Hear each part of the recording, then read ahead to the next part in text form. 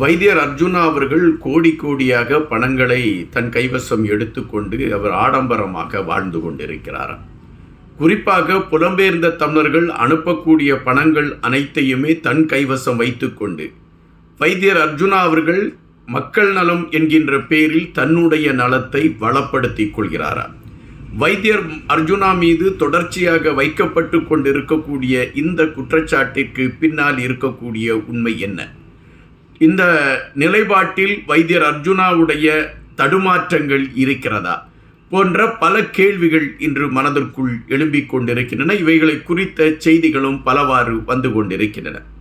இதனை மையப்படுத்தி வைத்தியர் அர்ஜுனா எடுத்து வைத்திருக்கக்கூடிய கருத்தென்ன? அந்த கருத்தில் அவர் விளக்கி இருக்கக்கூடிய விளக்கத்தின் வெளிப்பாடு என்ன? இவைகள் சார்ந்த விடயங்களை இந்த காணொலியில் நாம் பார்க்கலாம். எனவே காணொலியை கடைசி வரை பாருங்கள். உங்களுடைய நண்பர்களுக்கும் எங்களுடைய வலையொலியை பகிர்ந்தளியுங்கள். நாங்கள் வெளியிடக்கூடிய காணொலிகள் உங்களை எட்டுவதற்கான ஒரு களத்தை அது கொண்டதாக அமையும். வைத்தியர் அர்ஜுனா அவர்கள் அரசியல் களத்தில் காலடி எடுத்து வைக்கப்பட்ட அந்த நிமிடத்திலிருந்து வைத்தியர் அர்ஜுனா அவர்கள் மீது ஒரு கடுமையான விமர்சனங்கள் தொடர்ச்சியாகவே வைக்கப்பட்டு கொண்டு இருந்தன. பெரும் நிதி சுருட்டலை வைத்தியர் அர்ஜுனா கையில் எடுத்துக்கொண்டு பயணித்து கொண்டிருக்கின்றார். புலம்பெயர்ந்த தமிழர்கள் வாரி வாரி இணைக்கக்கூடிய பணங்களை வைத்துக்கொண்டு ஆடம்பரமான வாழ்க்கையை வாழ்வதற்கான ஒரு களத்தை வைத்தியர் அர்ஜுனா எடுத்திருக்கிறார் என்கின்ற குற்றச்சாட்டுகள் வைத்தியர் அர்ஜுனா மீது பரவலாகவே எடுத்து வைக்கப்பட்டதாக இருந்தது. அதுபோல தன்னுடைய செலவு என்கின்ற அடிப்படையில் மக்கள் நலத்தை முன்னிலைப்படுத்தி பயணிப்பதாக காட்டிக்கொண்டு தன்னை வளப்படுத்தக்கூடிய கணக்கீடுகளை வைத்தியர் அர்ஜுனா எடுத்துக்கொண்டு பயணிக்கிறார் என்கின்ற குற்றச்சாட்டுகளும் வைக்கப்பட்டதுண்டு. அப்படி குற்றச்சாட்டுகள் வைக்கப்பட்ட அந்த நேரங்களிலெல்லாம் வைத்தியர் அர்ஜுனா அவர்கள் தன்னுடைய வங்கி கணக்குகள் மையப்படுத்திய விடயங்களை அவர் பகிரங்கப்படுத்தி இருக்கிறார். என்னுடைய வங்கி கணக்கில் இவ்வளவுதான் பணம் இருக்கிறது, இவ்வளவுதான் என்னுடைய செலவீடுகளுக்கான களங்கள் இருக்கிறது, இதில் நான் எந்த பணத்தையும் மறைத்து வைக்கவில்லை என்று வைத்தியர் அதை வெளிப்படையாகவே சொல்லி இருக்கின்றார். ஆயினும் தொடர்ச்சியாக வைத்தியர் அர்ஜுனா மீது கடுமையான விமர்சனங்கள் வைக்கப்பட்டு கொண்டே இருக்கிறது, தொடர்ந்து கொண்டே இருக்கிறது என்பதும் நாம் இங்கு உன்னிப்பாக பார்க்கக்கூடிய ஒன்றாக இருக்கின்றது. இந்த குற்றச்சாட்டுகள் உண்மையிலே வைக்கப்படுகின்ற குற்றச்சாட்டுகளில் உண்மை இருக்கிறதா? அல்லது வைத்தியர் அர்ஜுனா அவர்கள் மீது காழ்ப்புணர்ச்சியில் இது போன்ற குற்றச்சாட்டுகள் எடுத்து வைக்கப்படுகிறதா? இது எழுப்பப்பட வேண்டிய கேள்வியாக இருக்கக்கூடிய காரணத்தினால் அந்த கேள்வியை மையப்படுத்தி இந்த காணொலிக்குள் நாம் செல்லலாம். அதாவது உள்ளூராட்சி தேர்தல் நடைபெற்ற அந்த காலகட்டம், உள்ளூராட்சி தேர்தலில் வேட்பாளர்களை நிறுத்துவதற்கான களங்களை ஒவ்வொரு கட்சிகளும் எடுத்து கொண்டிருக்கின்றன. அந்த வேட்பாளர்கள் வேட்புமனு தாக்கல் செய்வதற்கான பணம் கட்ட வேண்டும். இந்த பணம் கட்டினால்தான் அவர்களால் வேட்புமனு தாக்கல் செய்ய முடியும் என்கின்ற நிலைப்பாடு. ஆனால் ஊசி கட்சியை சார்ந்த பெரும்பாலானவர்கள் பணம் இன்றி தவிக்கக்கூடிய ஒரு நிலைமை ஏற்பட்டது.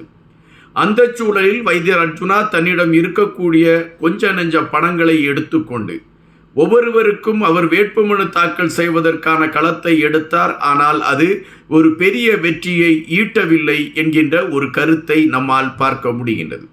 வைத்தியர் அர்ஜுனா அந்த வேட்புமனு தாக்கலுக்கு பணம் கட்டுவதற்கு எப்படி பணத்தை தேடி எடுத்தார் என்கின்ற விடயத்தை அவர் வேதனையோடு குறிப்பிட்ட அந்த நகர்வுகளை வைத்து பார்க்கின்ற பொழுது வைத்தியர் அர்ஜுனா அவர்கள் எவ்வளவு தடுமாற்றத்தில் அல்லது பண சிக்கலில் இருந்திருக்கிறார் என்பது நமக்கு தெள்ளத் தெளிவாக தெரிகின்றது. அப்படி என்றால் அவர் கோடி கோடியாக பணங்களை பெற்றுக்கொண்டார் என்று சொல்லிய விடயம் அங்கேயே பொய்த்து போய் விடுகிறது. ஆனாலும் தொடர்ச்சியாக வைத்தியர் மீது இதுபோன்ற குற்றச்சாட்டுகள் எடுத்து வைக்கப்பட்டு கொண்டே இருந்தன. அது எதற்காக வைக்கப்படுகிறது என்கின்ற கேள்விகளும் எழும்பாமல் இல்லை.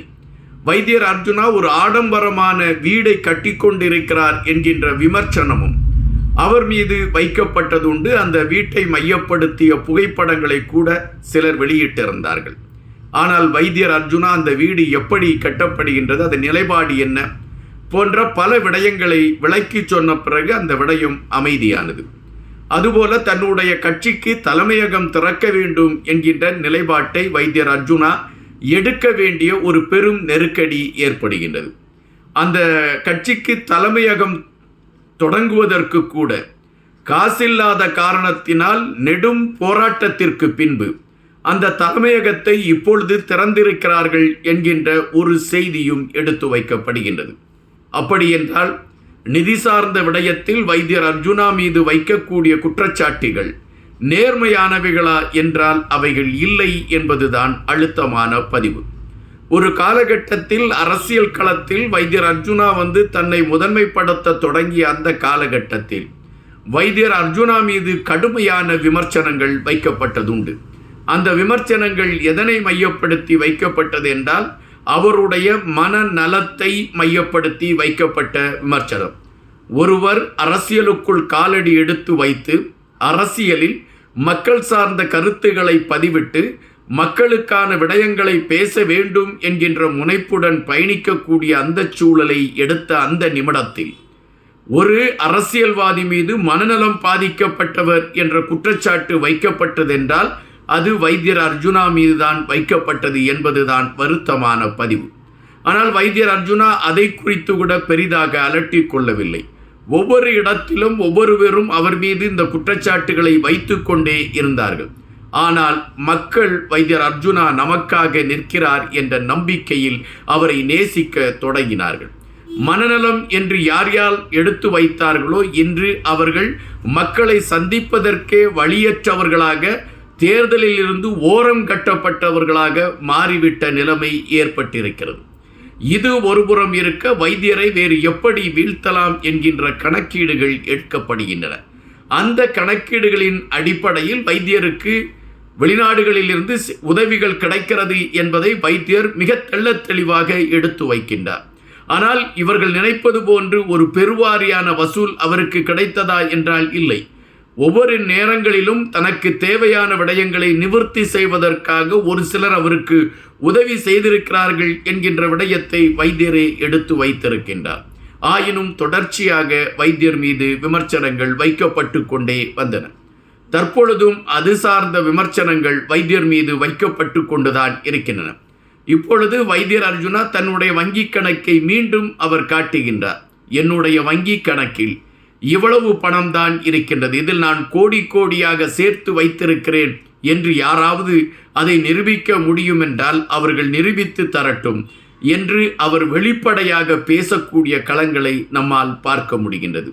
அப்படி என்றால் திட்டமிட்டு வைத்தியர் அர்ஜுனா மீது என்னென்ன எதிர்கற்களை வீசினால் அவரை வீழ்த்த முடியும் என்கின்ற அடிப்படையில் நகர்ந்து கொண்டிருக்கக்கூடிய காய் நகர்த்தல்தான் கோடி கோடியாக பணங்களை வைத்தியர் வாங்கி குவித்து கொண்டிருக்கிறார் என்கின்ற விடயம்.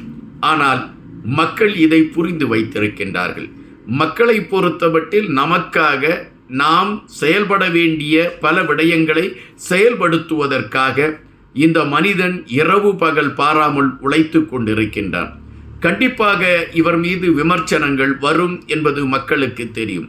அந்த விமர்சனங்களை மக்கள் துடைத்தெறிந்து கொண்டு வைத்தியர் அர்ஜுனாவை தங்களுடைய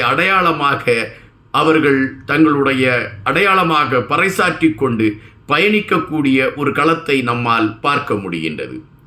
தொடர்ச்சியாக வைத்தியர் அர்ஜுனா மீது வைக்கப்படுகின்ற ஒவ்வொரு குற்றச்சாட்டுகளும் உடைந்து சுக்குநூறாக போய்கொண்டிருக்கின்றது. இந்த குற்றச்சாட்டும் அந்த வழியில் பின்தள்ளி போய்கொண்டுதான் இருக்கும் என்பதுதான் கள நிலவரம். நன்றியுடன் இன்பா.